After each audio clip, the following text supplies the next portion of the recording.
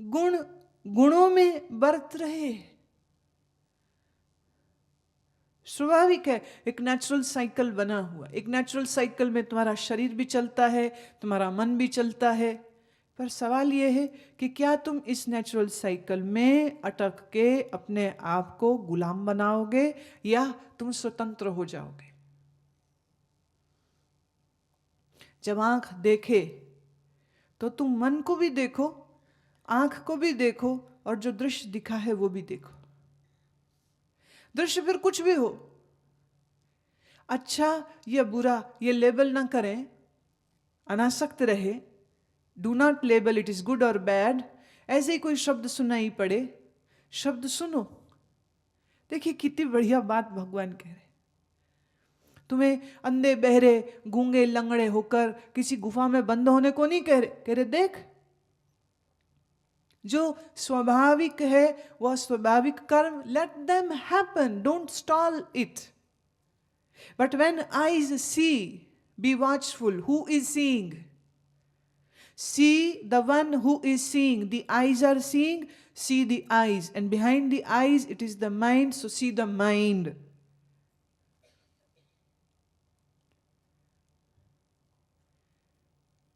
शब्द सुने, शब्द कान में गया, कान का शब्द मन ने पकड़ा, और मन को तुम पकड़ो।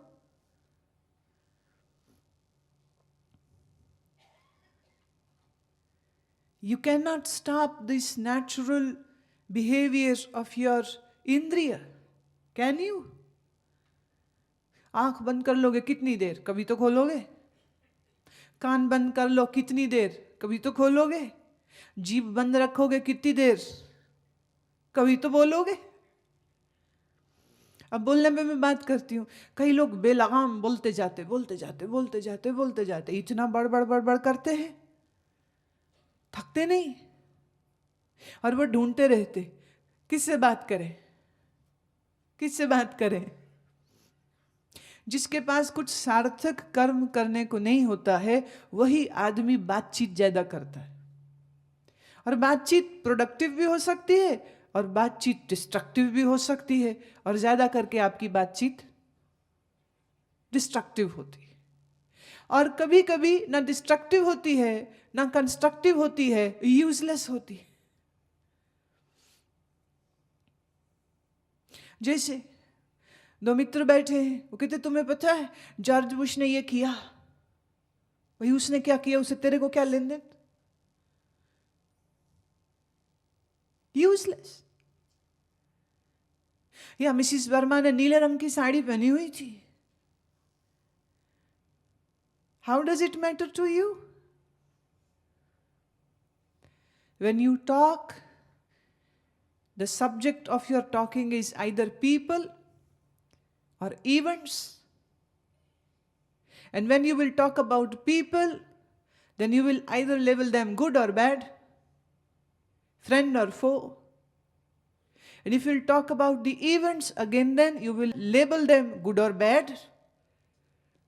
विभक्त होते रहते हो तुम जब भी बात करते हो। किसके बारे में बात करते हो? या किसी व्यक्ति के बारे में या किसी घटना के बारे में। जो व्यक्तियों के बारे में बात कर रहा है वो व्यक्ति आसक्त इंसान है। जो घटनाओं के बारे में बात कर रहा है वह व्यक्ति भी कर्मों और क्रियाओं में आसक्त इंसान है। मैं आपसे कहती हूं, आज आप किसी को मिलिए, उसके साथ बैठिएगा और उससे बात करिएगा, लेकिन तुम्हारी बातचीत का सब्जेक्ट कोई व्यक्ति ना हो, कोई इवेंट ना हो। बात करिएगा, बोलना मुश्किल हो जाए। दुनिया या घर के बारे में बात ना भी करना चाहो, और अगर तुम यहां से शुरू हो जाओ कि गुरु माँ ने आज ये कहा, तो गुरु माँ भी तो एक व्यक्ति है।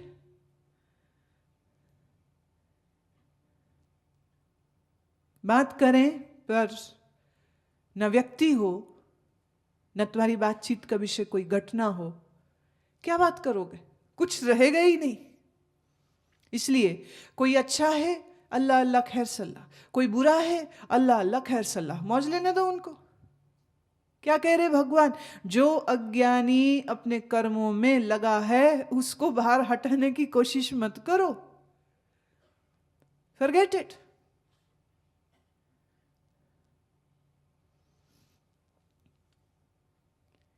किसी का पति शायद ऐसा है, किसी की पत्नी शायद ऐसी है, किसी के बच्चे शायद ऐसे।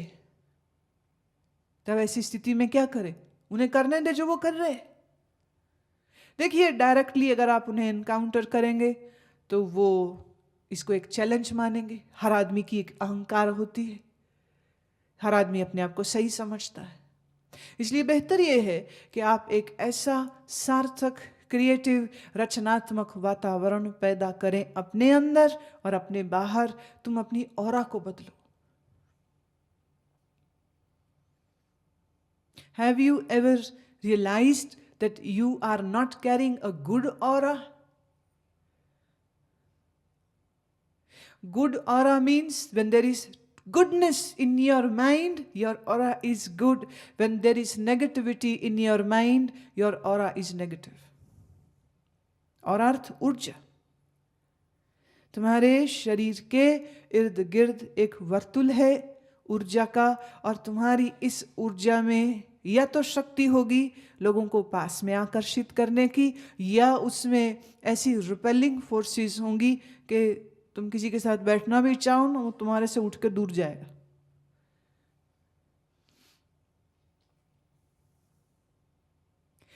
आप अपनी शख्सियत को सीधे बदलने की कोशिश ना करें, सिर्फ अपने सोच, अपनी बुद्धि पर काम कीजिए।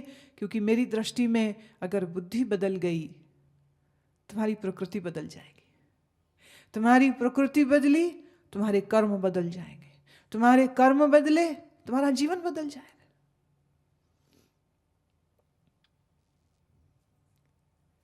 भगवान कहते हैं, हे महाबाहो, गुण कर्म का जो विभाग है, इस गुण कर्म के विभाग को तत्वज्ञानी जाने, तत्व से उसको समझो। कोई कर्म करता है अच्छा या बुरा, वह अपनी प्रकृति से प्रेरित होकर कर रहा है। और आपकी प्रकृति बनती है आपके वातावरण, आपके माँ पिता, आपकी सोशल कंडीशनिंग के आधार पर। एक दृष्टि से देखा जाए, no one is responsible for their actions. जो बेहोश है, बेहोश आदमी के द्वारा कत्ल भी हो जाए तो अदालत उसे दंड नहीं देती। क्यों? ये होश में नहीं था। किसी बच्चे से अपराध हो जाए तो उसकी आयु को देखते हुए अदालत उसे कभी कठोर दंड नहीं देती। उसे समझ नहीं है। पागल को समझ नहीं है। पागल किसी का कत्ल कर दे, उसे फांसी पे नहीं लटकाया जाएगा, उसे उम्र कैद नहीं दी जाएगी, उसे शायद किसी अस्पताल में भेज दिया जाएगा जहां उसका इलाज होगा।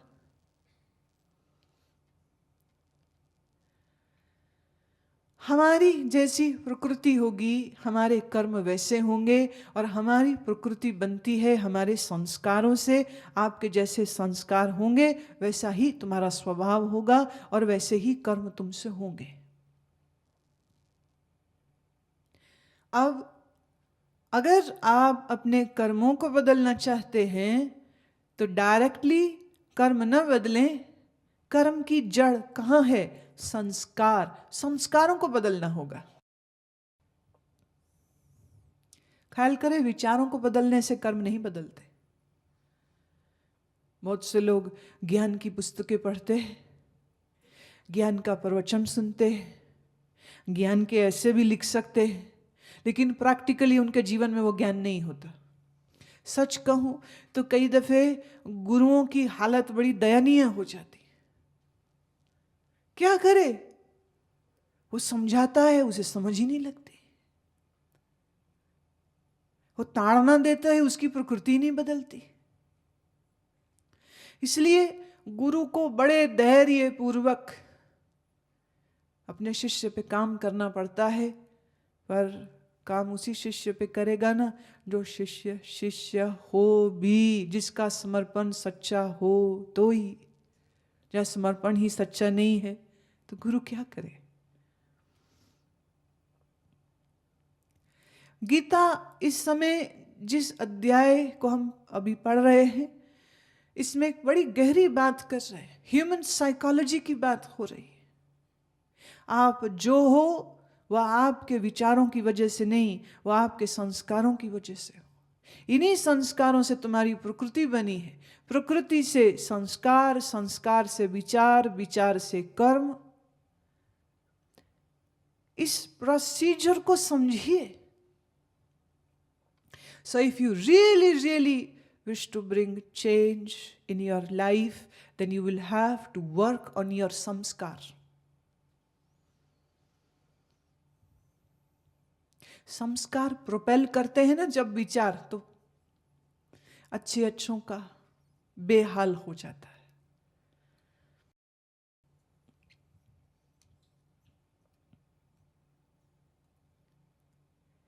योग में यम नियम के विषय में एक अंग दिया है, अचौर्य। चोरी न करे, यह नियम कहा। जो योग साधना चाहे उसे अचौर्य का पालन करना चाहिए, चोरी न करे। अब पदार्थ की चोरी तुमने बंद कर दी, रोक लिया, लेकिन अगर चोरी के संस्कार तुम्हारे भीतर पड़े तो तुम दूसरे किस्म की चोरी करोगे। जैसे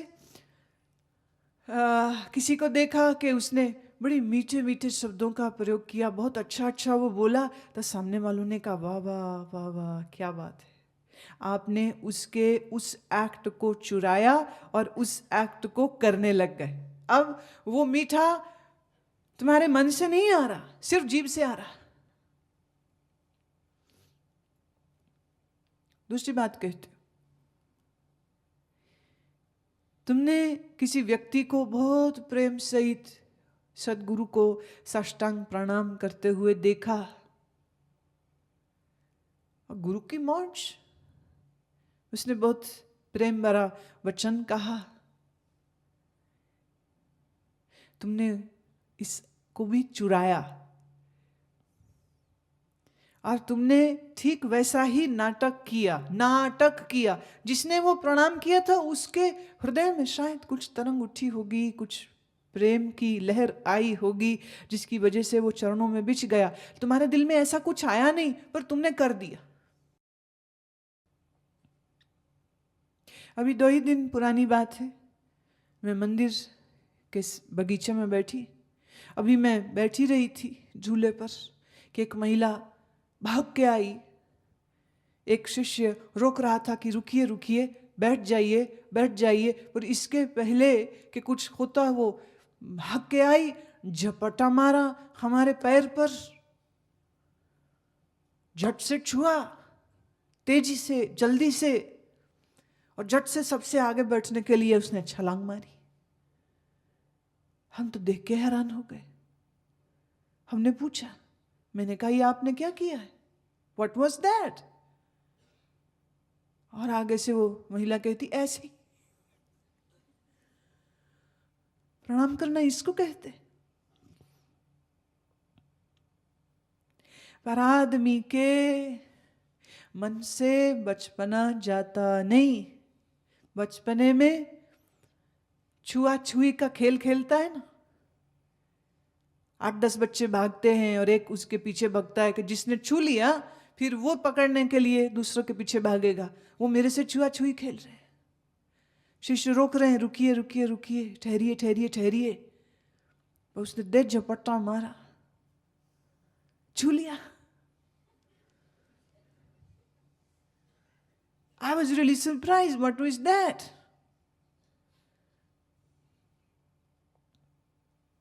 प्रणाम करना इसको कहते। और महिलाओं ने अक्सर स्वरूपनखा की भांति, स्वरूपनखा नाम ही है, स्वरूप मतलब आकार, नख माने नाखून, जिसके नाखून बड़े हुए हैं वही स्वरूपनखा। अब ऐसी कोई शूर्पणखा अगर हो और वह यूं वार कर जाए, हमारा तो पैर जख्मी हो जाए, और इसलिए हम भरोसा नहीं करते। प्रणाम भी तुम अपने दिल से नहीं करते हो, प्रणाम भी तुम चोरी का करते हो। किसी ने लिखा, गुरुजी आपसे बड़ा प्रेम है, तुमने उसके वो वचन चोरी कर लिए, अब तुम भी कहने लगे हमें बड़ा प्रेम है। तुमने सुना किसी को कहते हुए, वो कह रहा है मेरे को अपनी गलतियां दिख रही हैं, मैं बहुत गलत कर रहा हूं, मुझे ऐसा बिल्कुल नहीं करना चाहिए। तुमने उसके वो वचन भी चुरा लिए, अब तुम भी वही डायलॉग दोहरा रहे हो। तुम्हारे अंदर ऐसा कोई जागरण नहीं आया है जिससे तुमने अपने दोषों को देखा हो और देखने के बाद तुमने कन्फेस किया हो कि अब दिख रहे हैं अपने दोष, अब दिख रही हैं अपनी नेगेटिविटीज़, अब दिख रही हैं अपनी गलतियां, और गुरुदेव मुझे इनसे बाहर आने में मेरी सहायता दीजिए। चोरी सिर्फ सामान की नहीं होती कि तुमने देखा नैपकिन और तुम उठा के ले जाओ, खाली चोरी इसी को नहीं कहते। जब तुम दूसरे के वचनों को, दूसरे के क्रिया को, दूसरे के कर्म को चुराते हो, चोरी है।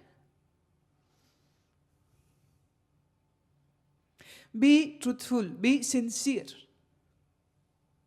Don't act, do not act. अगला श्लोक, प्रकृते गुण सम्मूढ़ सज्जन्ते गुण कर्मसु तान कृत्सन्विदो मंदान कृत्सन्विन विचालयेत। प्रकृति के गुणों से मोहित हुए पुरुष गुण और कर्मों में आसक्त होते हैं। उन अच्छी प्रकार न समझने वाले मूर्खों को अच्छी प्रकार जानने वाला ज्ञानी पुरुष चलायमान न करे। क्या प्यारी बात बोली।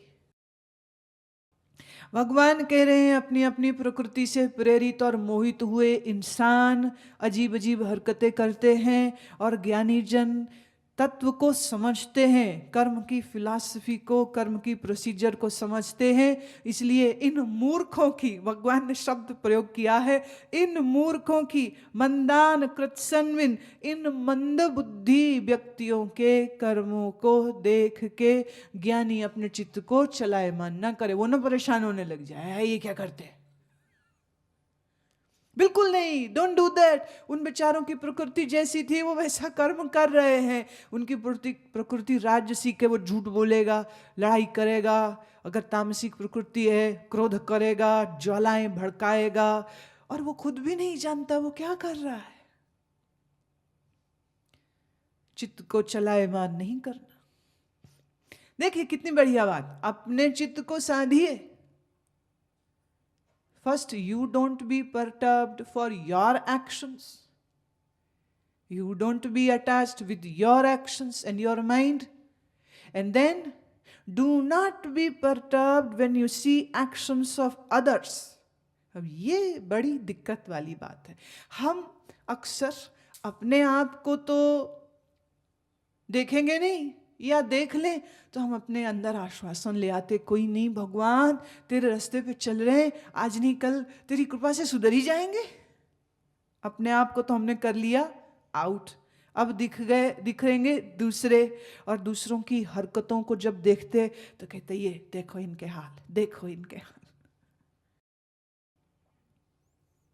जीसस ने बिल्कुल ऐसा ही मिलता जुलता एक वचन का है, ये शैल नॉट जज अदर्स। तुम दूसरों के निर्णायक नहीं बनो, तुम दूसरों के ऊपर कोई टिप्पणी मत करो। द वन हु विल जज others will be judged one day.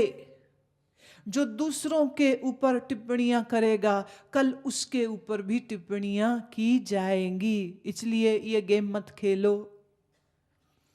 कोई अच्छा है, बहुत बढ़िया, कोई बुरा है, बहुत बढ़िया, कोई झगड़ा करता है, बहुत बढ़िया, कोई झूठ बोलता है, भगवान कहते हैं वो तो मूर्ख है। भाई तू क्यों मूर्ख हो रहा है? आपका घर में कोई व्यक्ति, आपके घर का कोई सदस्य, आश्रम का कोई सदस्य रजोगुणी प्रकृति का है या तामसिक प्रकृति का है, what can you do? Can you do something? तुम क्या कर सकते हो? सच तो ये है, अभी तुम अपने लिए ही कुछ नहीं कर पाते हो, करने की कोशिश करते हो, हार जाते हो, तो दूसरों के लिए क्या करोगे? पर एक बात है, मूर्खता तो अर्जुन भी कर रहा है, पर भगवान उसको समझा भी रहे।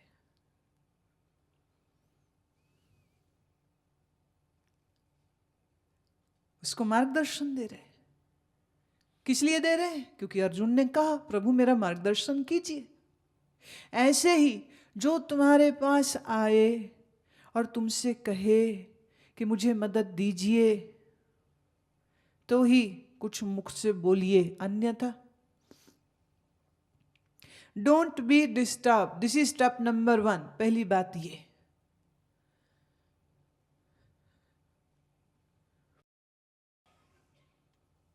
कोई राजी हो जाए, कोई नाराज हो जाए, ये उसका कर्म, ये उसकी प्रकृति। तुम उसके कर्मों के लिए खुद को पीड़ित क्यों करो? इन प्रकृति के गुणों से जिसका चित्त मोहित है, ऐसे आदमी के लिए समझना भी मुश्किल होता है, बहुत मुश्किल। एक तरह से भगवान ये भी कह रहे हैं कि प्रकृति बलवती है, भगवत सत्ता से भी शायद ज्यादा बलवती। भगवत्ता तो तुम सबके भीतर है, पर तुम्हारी प्रकृति जैसी है तुम वैसे हो रहे हो। माने प्रकृति की शक्ति के कारण आप अपने अंदर बैठे उस अंतर्यामी चैतन्य को नहीं देखते और अपनी रजो या तमोगुण की अधिकता के कारण ऐसे ऐसे कर्मों में उलझ जाते हो और अंदर बैठा परमात्मा कुछ नहीं कर सकता है। तो प्रकृति का बल तो बहुत ज्यादा हो गया। प्रकृति शब्द का अधिक प्रयोग बुद्ध से प्रचलित हुआ है। बुद्ध ने प्रकृति को शून्य भी कहा, पर बुद्ध से पूर्व प्रकृति को इस संसार की जननी कहा। इस सारा संसार का होना रज तम सत के द्वारा हुआ है। इसका अर्थ तुम्हारे मन में, तुम्हारे शरीर में ये रजो तमो और सतोगुण के प्रभाव होते। You can not eradicate it, you can only minimize it. आप इन्हें कम तो कर सकते हो, आप इनका पूर्ण रूप से निवारण नहीं कर सकते। कितना ही ब्रह्मज्ञानी हो जाए, सोएगा कि नहीं? नींद भी तमोगुण है। शरीर थकेगा तो विश्राम करेगा, थकान से आया प्रमाद, ये भी तमोगुण। ज्ञानी है, ब्रह्मज्ञानी है, पर जो जठराग्नि शरीर में चलती है, पेट में जो चल रही है, उसकी वजह से भूख लगेगी, भूख लगेगी, खाने की इच्छा होगी, खाएगा। अब ये सब राजसिक ही तो है, एक्शंस आर हैपनिंग। बट रजो और तमोगुण ज्ञानी के नगण्य होते, इन कंट्रोल होते, और एक साधारण व्यक्ति के अनकंट्रोल्ड होते।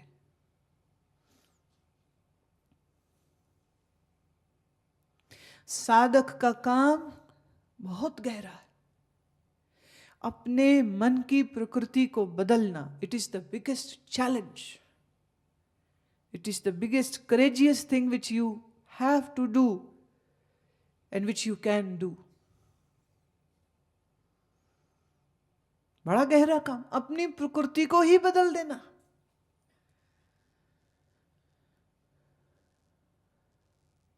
आसान नहीं।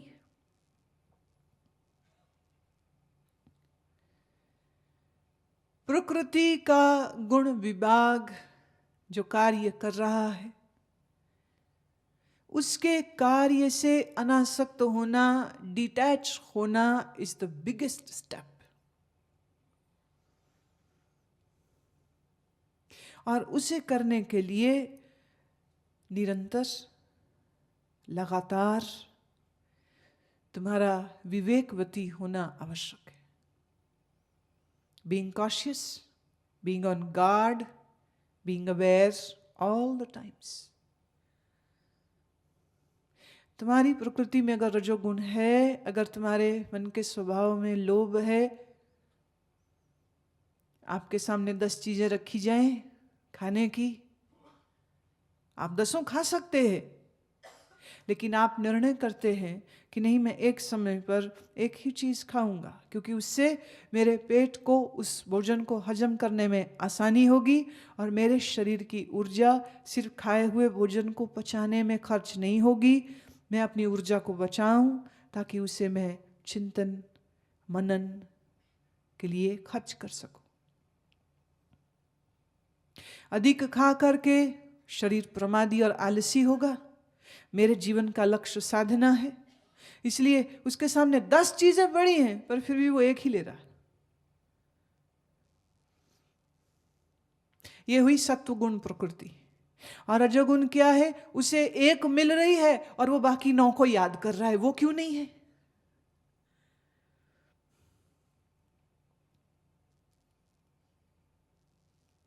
मैं फिर कहूं,